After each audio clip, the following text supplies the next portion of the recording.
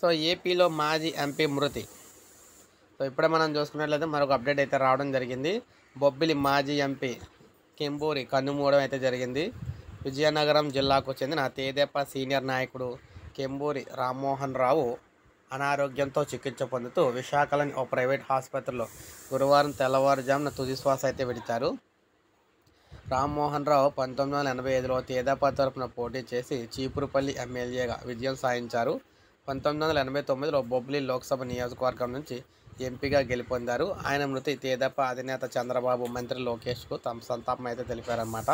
చీపురుపల్లిలోని ఆయన స్వగృహంలో ఉంచిన భౌతికాయానికి మంత్రి కొండపల్లి శ్రీనివాసు, ఎమ్మెల్యే కిమిడి కళా వెంకట్రావు, మాజీ ఎంపీ బెల్లాన చంద్రశేఖరు, మాజీ మంత్రి కిమిడి మృణాలిని, మాజీ ఎమ్మెల్యే కిమిడి గణపతిరావు, విజయనగరం పార్లమెంటు తెదేపా అధ్యక్షుడు కిమిడి నాగార్జునతో పాటు పలువురు నేతలు, అభిమానులు నివాళులైతే అర్పించారు.